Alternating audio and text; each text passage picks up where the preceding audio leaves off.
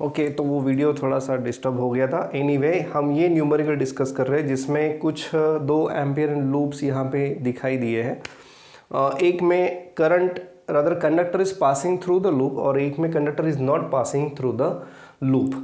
तो ये integration B D L, ampere's law क्या कहता है, integration of B D L is equal to mu zero I.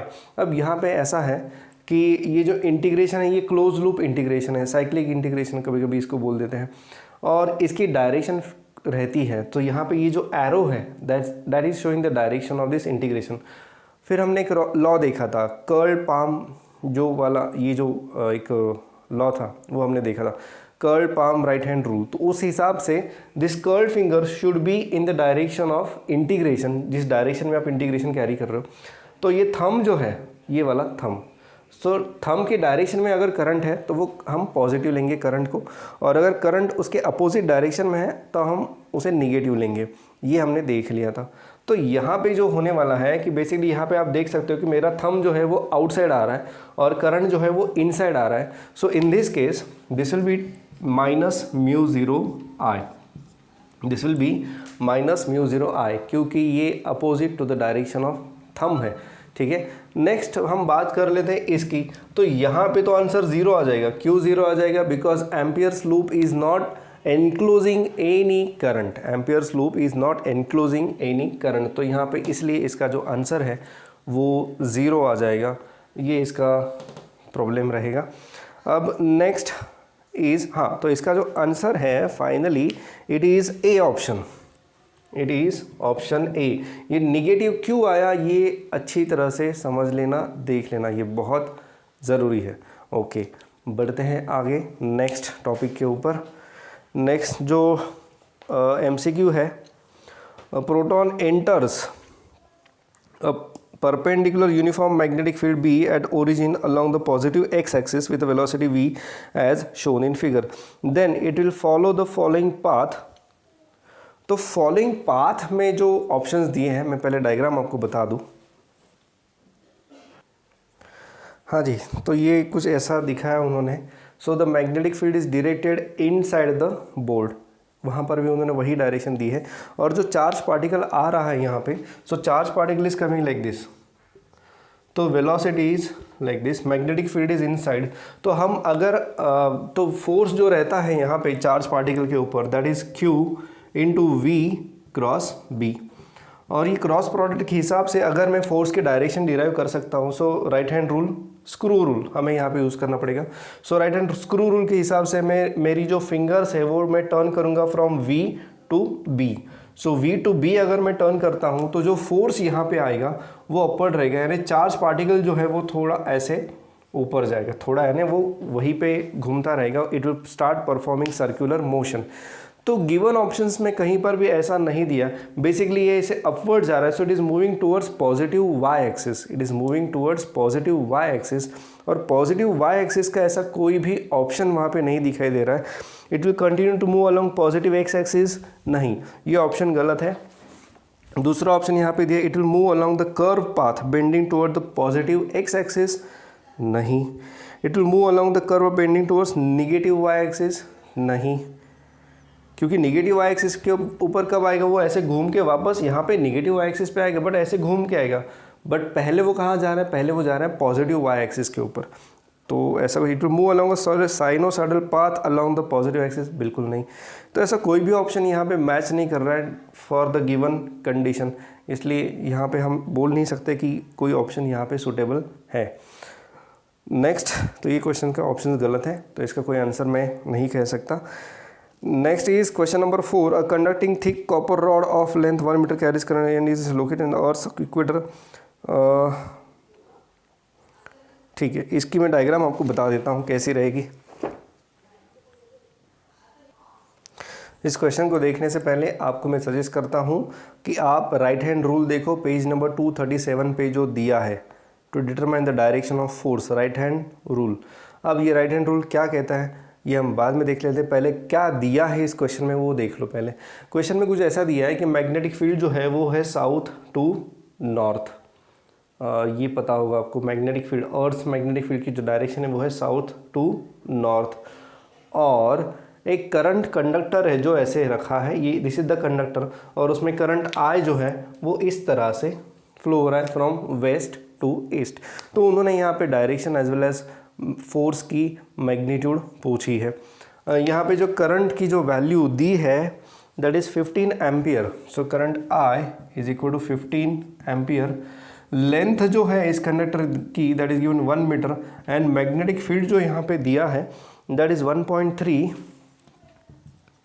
Into 10⁻⁴ tesla. ये information दी है। और एक चीज़ हमें यहाँ पे दिखाई दे रही है वो ये है कि magnetic field and length of the conductor they are perpendicular to each other. Okay, अब बात करते हैं राइट हैंड रूल की। तो राइट हैंड रूल ये कहता है कि अगर ये फर्स्ट फिंगर जो है if it is showing direction of current and middle finger जो है if it is showing direction of magnetic field then thumb indicates direction of force. फिर से एक बार, 3 फिंगर्स राइट हैंड की, middle, first and thumb. If first finger is showing direction of current, middle finger is showing direction of magnetic field, then thumb indicates direction of force. तो मैं अगर current की direction में first finger ऐसे ले लेता हूँ, फर्स्ट फिंगर ऐसे है क्योंकि करंट ऐसा है, मैग्नेटिक फील्ड आपको पता है ये ऐसे डाउनवर्ड डायरेक्शन में है क्योंकि ये magnetic field south to north है। देन थंब मेरा जो है वो इनसाइड द बोर्ड है।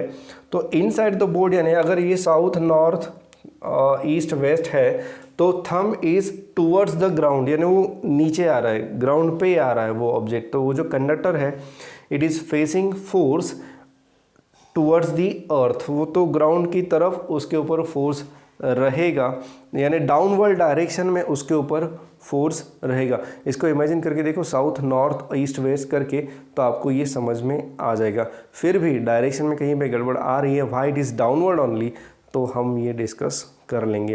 वो थोड़ा सा आप इमेजिन करने की कोशिश करो, ठीक है।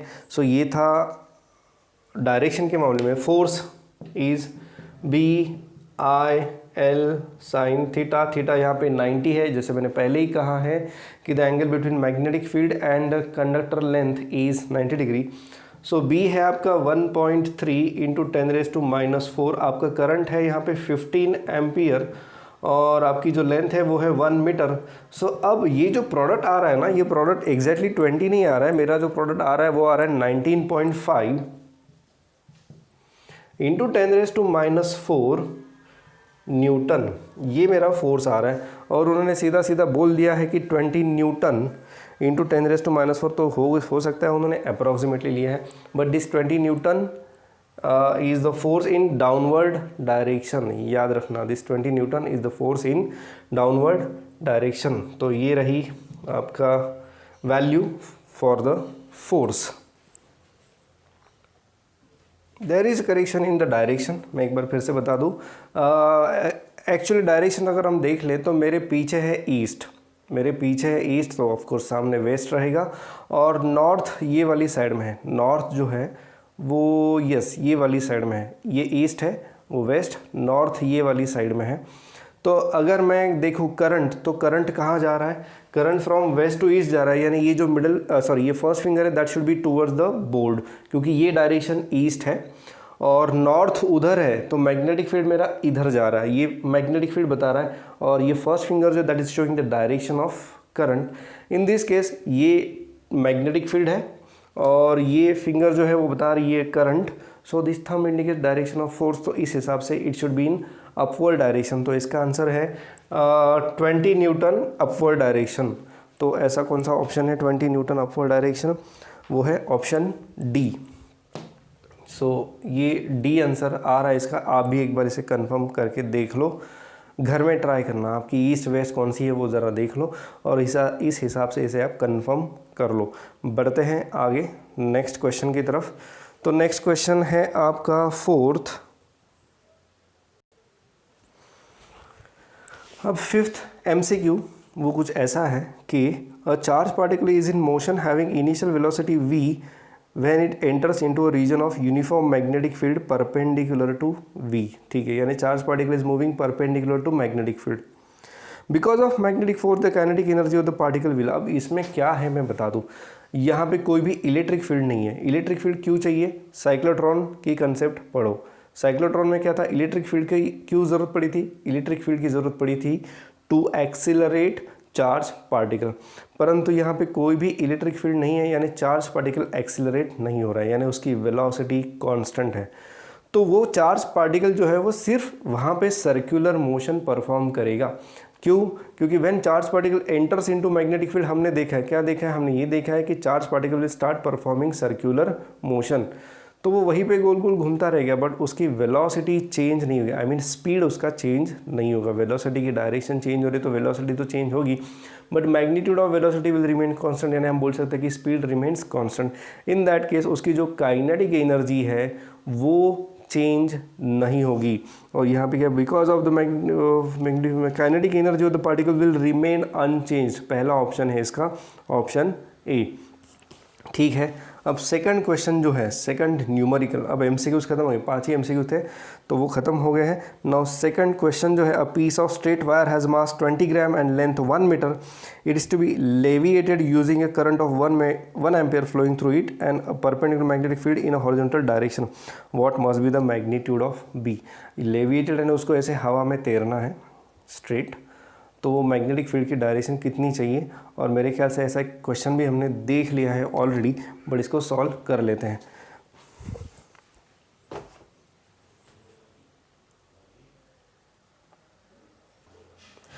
तो ये इस तरह की कंडीशन है, ये एक स्ट्रेट वायर है जिसकी लेंथ है 1 metre, current carried by that wire is 1 ampere, और मास है उस वायर का वो है 20 gram, 20 gram ES, it is given to be 20 gram. तो वो ये पूछ रहे हैं कि what should be the value of magnetic field so that वो जो वायर है वो ऐसी तैरती रहे उस मैग्नेटिक फील्ड में। अब तैरेगी क्यों? तैरेगी इसलिए there is a downward force mg because of weight of the wire and there is a upward force because of magnetic field. What should be the direction of magnetic field, ये सवाल शायद पूछा जा सकता है। तो मैग्नेटिक फील्ड जो है, अब राइट हैंड रूल यूज़ कर लेते हैं। First finger indicates direction of current, middle fingers indicates direction of magnetic field and thumb indicates direction of force. तो मुझे फोर्स अपवर्ड डायरेक्शन में चाहिए, तो फोर्स अगर मुझे अपवर्ड डायरेक्शन में चाहिए, करंट ऐसा है, so magnetic field should be inside the board.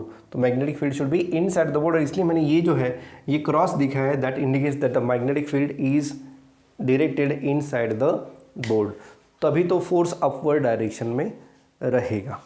Okay, weight mg is in downward direction, तो हम बोल सकते हैं कि BIL sine theta, BIL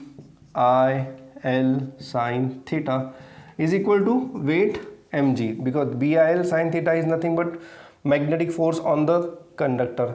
now हमें चाहिए B, यहाँ पे conductor and magnetic field they are perpendicular and hence sine theta will be 1 because theta is 90 degree. So BIL is equal to mg। Next B is equal to mg upon IL। आपका जो mass है, mass of wire is given to be 20 gram, so 20 into 10⁻³ kg, ये 9.8 आ जाएगा। इधर ये I जो है वो 1 है, लेंथ है 1, 20 इंटू 9.8, ये जो मुझे आंसर देगा 20 इंटू 9.8, ये देगा मुझे answer 196 into 10⁻³ Tesla. This should be the value of magnetic field. और जैसे मैंने कहा था कि कुछ गलतियां हैं आपके टेक्स्ट बुक में, तो यहाँ पे जो उन्होंने वैल्यू दी है मैग्नेटिक फील्ड की, दैट इज़ ओनली 196 टेस्ला। तो ये कैसे मुझे नहीं पता, बट मेरा आंसर ये आ रहा है, B इज़ 196 इंटू 10⁻³ टेस्ला, क्योंकि मास of wire is given in grams, तो ग्राम्स को केजी में कन्वर्ट करने के लिए हमको 10⁻³ से मल्टीप्लाई करना पड़ेगा। बाकी फार्मूला तो मुझे कोई प्रॉब्लम नज़र नहीं आ रहा है। So this should be the answer of this question. बढ़ते हैं नेक्स्ट क्वेश्चन की तरफ। क्वेश्चन नंबर 3, ये था 2। सो क्वेश्चन नंबर 3 क्या कह रहा है वो देख लेते हैं ज़रा।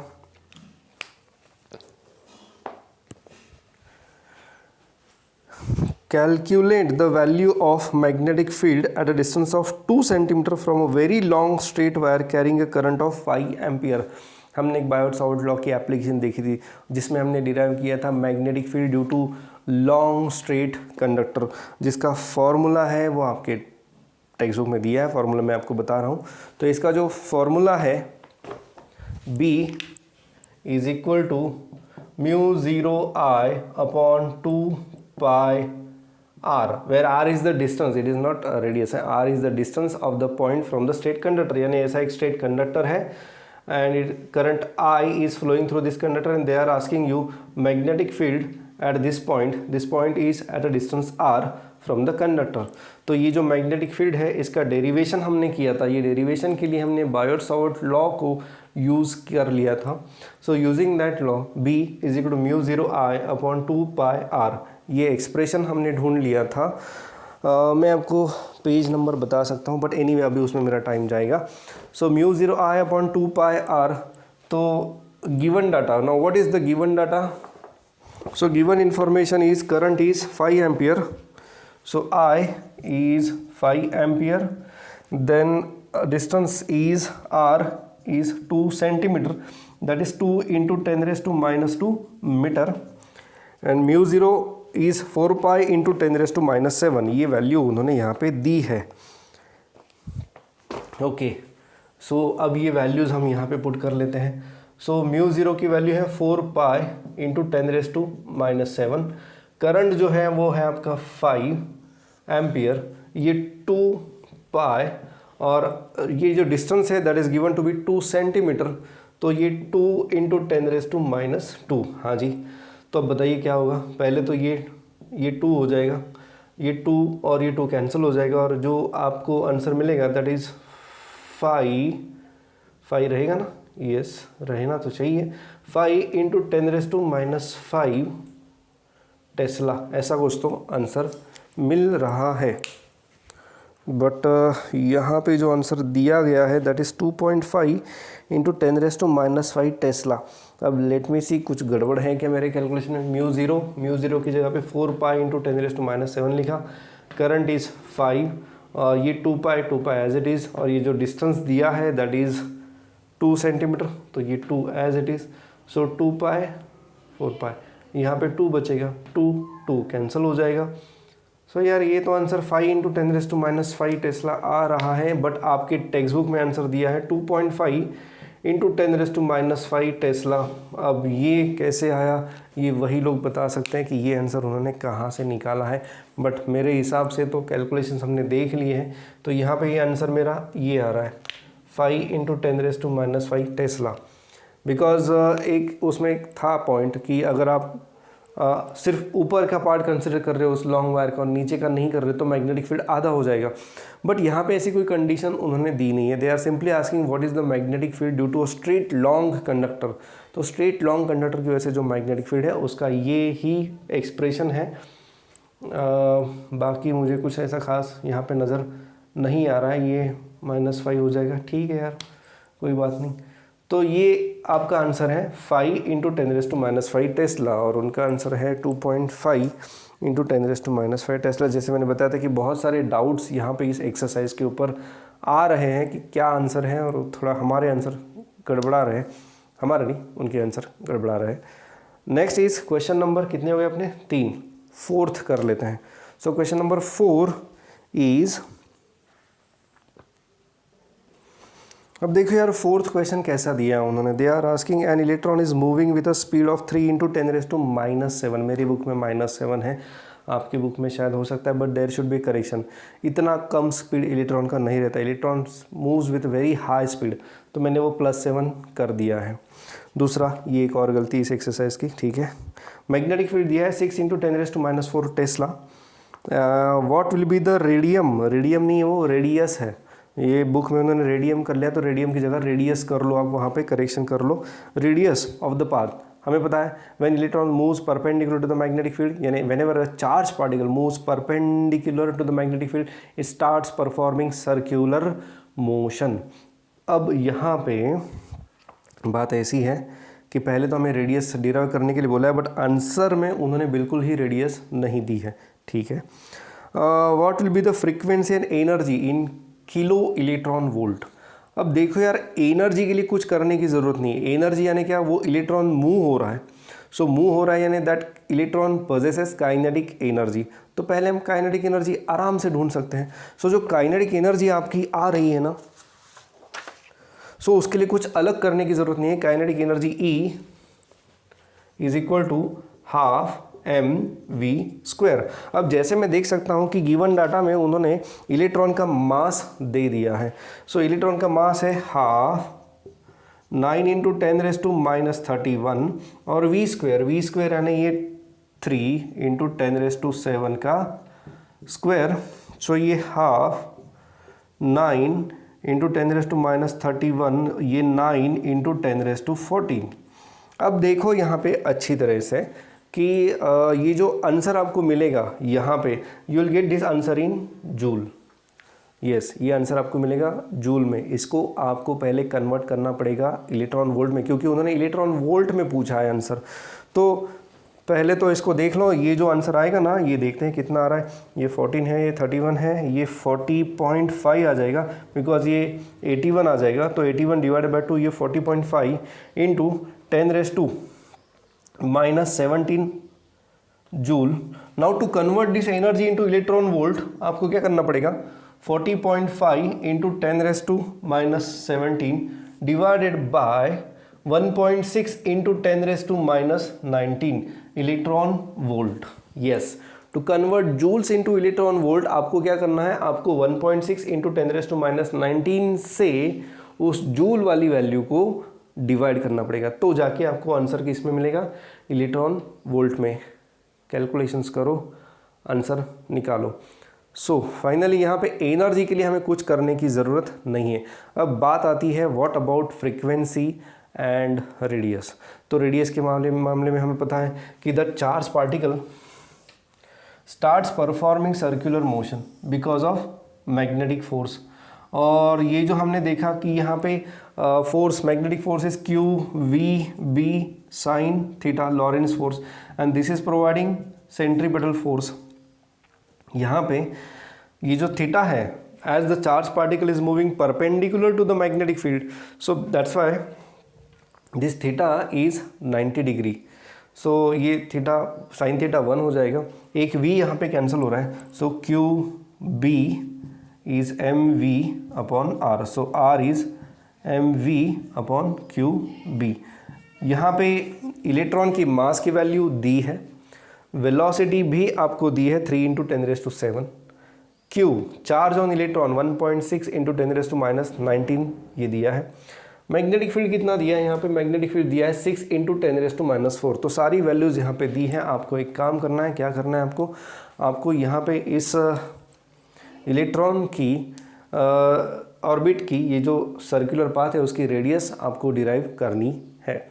बढ़ते हैं आगे, ये रेडियस डिराइव कर ली तो next task is to find out the velocity, sorry not velocity, the frequency. Frequency के लिए मैं आपको बता दूं, एक एक्सप्रेशन हमने ऑलरेडी डिराइव कर लिया, अब मैं उसको डिराइव नहीं करूंगा, and that page number is, yes, frequency is page number 234, equation 10.9, frequency is Q B upon 2πm, Q B upon 2πm, this is the frequency of that electron. यानी electron ने ये जो रोटेशन की जो frequency है वो ये है। सारी चीज़ें यहाँ पे दी गई हैं, सारी इन्फॉर्मेशन दे। चार्ज 1.6 इंटू 10⁻⁻19 कूलम, बी की वैल्यू वहाँ पे दी है 6 into 10⁻⁴ Tesla, 2πm mass of electron, that is also given in the given information, that is 9 into 10⁻31 kg।